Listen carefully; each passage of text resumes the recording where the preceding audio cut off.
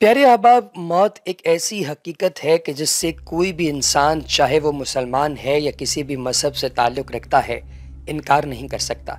क्योंकि दुनिया में ऐसा कोई इंसान है ही नहीं जो ज़िंदगी गुजार कर यहाँ से गया ना हो। हमारे यहाँ नबी पाक अलैहिस्सलाम और कुछ दीगर पैगम्बरान की ज़िंदगी पर बात की जाती है जो इस दुनिया से पर्दा कर गए हैं, लेकिन आज भी हमारा एक मुसलमान होने की वजह से ईमान है कि वो हमारे दरमियान मौजूद हैं और हमारी दुआएं सुन रहे हैं। और शहीदों के बारे में कहा गया है कि वो भी अपनी कब्रों में जिंदा हैं।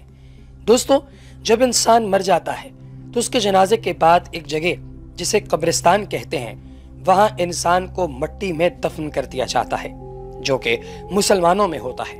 लेकिन क्या आप जानते हैं कि दुनिया का सबसे पहला कब्रिस्तान कौन सा है और वो कहाँ मौजूद है और इसमें होने वाले वाक़यात क्या हैं? तो चलिए आज आपको इस कब्रिस्तान की हकीकत बताते हैं। दुनिया का सबसे पहला कब्रिस्तान दोस्तों जन्नतुल बकी है। ये कब्रिस्तान मदीना मुनव्वरा से कुछ फासले पर वाक़ है और रसूलुल्लाह सल्लल्लाहु अलैहि वसल्लम के दौर में सिर्फ सरकार दो आलम अलैहिस्सलाम को ही इस कब्रिस्तान का इल्म था, क्योंकि यहाँ आप अलैहिस्सलाम के बहुत से करीबी रिश्तेदार भी दफन हैं। आप सल्लल्लाहु अलैहि वसल्लम के दौर में जब भी कोई सहाबी वफ़ात पा जाता तो आप अलैहिस्सलाम उस सहाबी को यहीं दफन करने का हुक्म देते और कब्रिस्तान के अंदर ही जनाजा पढ़ते। इस जगह बहुत ज़्यादा घास भी उगी है और यहाँ जानवर भी चरते रहते हैं और कब्रिस्तान के यानी जन्नतुल बकी के इर्द गिर्द बहुत से घर भी आबाद हैं जो पहले यहूदियों के हुआ करते थे, मगर मुसलमानों के यहाँ कब्जे के बाद यहूदी वहाँ से भाग गए और मुसलमान यहाँ पर आबाद हो गए। इस जन्नतुल बकी में आप अलैहिस्सलाम अक्सर पैदल तशरीफ़ लाते थे और नमाज नफल अदा करते थे। सहाबा कराम रिज़वानुल्लाह ताला अलैहि मजमईन के हमरा भी आप अलैहिस्सलाम यहाँ पर आया करते थे। यहाँ पर एक कुबड़ी जगह है जहाँ तालाब भी मौजूद है, जिसमें लोग अक्सर जनाजे के वक्त वुज़ू करते थे। आप सल्लल्लाहु अलैहि वसल्लम आखिरी दिनों में यानी इस दुनिया से पर्दा फरमाने से पहले सहाबा के हमरा यहाँ पर आए और अपने बारे में आप सरकार ने ऐलान किया, ऐ जन्नतुल बकी वालों, अब मेरे जाने का वक्त हो चुका है। इसलिए इन्हें बताया कि वो आप अलैहिस्सलाम का इंतज़ार करते थे और आप सल्लल्लाहु अलैहि वसल्लम उनसे मुखातिब भी होते थे। इस जगह के बारे में कहा जाता है कि यहाँ जुमेरात के दिन मुर्दे अपनी कब्रों को फाड़ कर कब्रों से बाहर आ जाते हैं और एक कतार बनाकर अल्लाह का जिक्र करते हैं। एक गोरकुन किसका कहना है कि वो जुमेरात को यहाँ रात के वक्त कब्र खोद रहा था, तो ये वक्त उन मुर्दों के बाहर निकलने का था और कब्र खोदते वक्त उसने देखा कि तमाम कब्रें खुल गई हैं और सफ़ेद कफन में मलबूस मुर्दे बाहर आने लगे और कतार बनाकर अल्लाह का जिक्र करने लगे।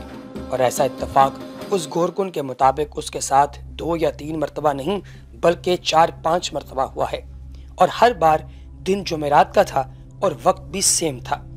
जब उस गोरकुन ने इसके मुतालिक सऊदी हुकूमत को बताया तो उन्होंने इस बात को दबा दिया और उस गोरकुन को पागल करार दे दिया गया और उसे वापस उसके मुल्क भेज दिया गया। दोस्तों, वो गोरकुन बुनियादी तौर पे पाकिस्तान से था और ज़िला कसूर में उसकी रिहाइश थी। लेकिन आज आपको इस कब्रिस्तान का एक और हैरानकुन वाक़या सुनाने वाले हैं, जिसे सुनकर आपकी रूह कांप जाएगी। जब एक लड़की को दफन किया गया तो वो जिंदा हो गई। दोस्तों, रबिया नाम की एक लड़की जब घर से निकली तो अचानक वो बेहोश होकर ज़मीन पर गिर गई और उसके शौहर को इस बात की इत्तला दी गई। वो फौरन वहां पहुंचा और इस लड़की को अस्पताल पहुंचा दिया गया। इसके घर वालों को भी इत्तला दी गई, लेकिन डॉक्टर्स ने इस लड़की को अस्पताल पहुंचने पर मुर्दा करार दे दिया था। चनाचे हर कोई उसके यूं मरने पर हैरान था। जब इसकी तदफीन वगैरह की गई तो हर कोई दुआ मांग कर अपने अपने घर चला गया। जब शौहर अगले दिन उसकी कब्र पर दुआ करने के लिए पहुंचा तो उसे कब्र से यूं महसूस हुआ कि रबिया उसे बुला रही है। दोस्तों, उसने सब घर वालों को दोबारा बुलाया और कब्र खोदने का फैसला किया और कब्र को खोद दिया गया। हर कोई अल्लाह अल्लाह करने लगा। जब कब्र में देखा गया तो रबिया कब्र के अंदर जिंदा थी और उसे बाहर निकाल लिया गया। करीबी अस्पताल में दाखिल करवाया गया और पता चला कि अब वो बिल्कुल ठीक है और वो माँ भी बनने वाली है। इस पर शौहर तो खुश था ही, لیکن ربیہ بھی بہت زیادہ پریشان تھی اور آخر اس نے اپنے شوہر کو بتا ہی دیا۔ ربیہ نے کہا کہ جب میں قبر میں تھی تو مجھے ایک غیبی آواز آئی، اے بنت آدم درود پڑھو، اور جیسے ہی میرے منہ سے درود نکلنا شروع ہوا، یعنی درود کے لیے زبان ہلی، تو مجھے ہوش آیا اور میں سانس لینے میں تنگی محسوس کر رہی تھی۔ جب درود پڑھتی تو سانس لینے میں آسانی ہو جاتی۔ اس آواز کو جب غور سے سنا تو شاید مجھے کوئی کہہ رہا تھا کہ تمہیں دوبارہ اس دنیا میں بھیجا جا رہا ہے، لیکن اس شرط پر کہ تم اپنے شوہر کو سب کچھ سچ سچ بتا دو گی۔ شوہر نے پوچھا کیسا سچ؟ اس لڑکی نے بتایا کہ ہماری شادی کو چند ماہ ہی ہوئے ہیں، اس لیے میں نے تمہیں بتایا کہ شاید تم مجھے طلاق دے دو گے۔ شوہر نے پوچھا کیا مطلب؟ اس پر ربیہ نے کہا کہ میرے شادی سے پہلے بھی ایک اور مرد کے ساتھ تعلقات تھے، یہ بچہ اسی مرد کا ہے۔ وہ مرد میرا کزن ہی تھا جس نے میرا استعمال کیا۔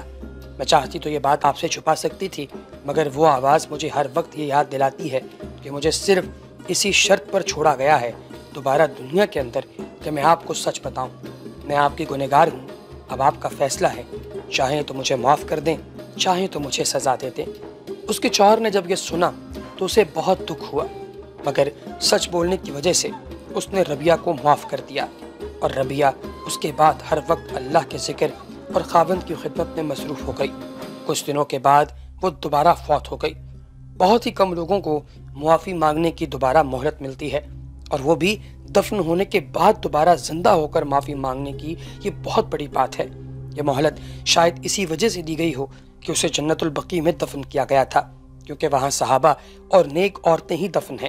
اس لیے ربیہ کو موقع ملا کہ وہ دوبارہ معافی مانگ کر تمام گناہوں سے پاک ہو کر دوبارہ یہاں پر دفن ہو سکے دوسرے نیک لوگوں کی طرح۔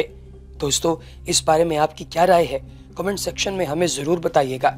آپ جانتے ہیں کہ نبی پاک علیہ السلام تمام دنیا کو، جتنے بھی مسلمان یہاں موجود ہیں، انہیں اس بات کا حکم دیا ہے کہ اگر وہ استطاعت رکھتے ہیں تو وہ کعبۃ اللہ کا طواف لازمی کریں، یعنی کہ حج کا فریضہ لازمی طور پر انجام دیں۔ تو دوستو، حج کے موقع پر جتنے بھی لوگ سٹیمپیڈ کی وجہ سے یا بھگدڑ مچ جانے کی وجہ سے فوت ہو جاتے ہیں، شہید ہو جاتے ہیں، تو ان سبھی لوگوں کی کوشش یہی ہوتی ہے کہ جنت البقیع کے اندر انہیں دفن کیا جائے، اور میجورٹی کو جنت البقیع میں دفن کر بھی دیا جاتا ہے۔ لیکن یہاں پر اب ہر بندے کی دفن ہونے کی خواہش ہے اور جگہ اتنی نہیں ہے، تو اس لیے پھر کئی دفعہ کیا ہوتا ہے کہ ایک ہی قبر کو دوبارہ کھود کر اس کے اندر ایک نیا مردہ ڈال دیا جاتا ہے، اور پھر یہ اس بات کی بھی بنیادی طور پہ یوں سمجھیں کہ بیکنگ ہوتی ہے کہ جب قیامت کا روز ہوگا تو ایک ایک قبر سے 70 مردے اٹھائے جائیں گے۔ اللہ تبارک و تعالیٰ کی ذات کرم کا معاملہ کرے۔ اگلی ویڈیو تک اجازت دیجیے۔ اللہ حافظ۔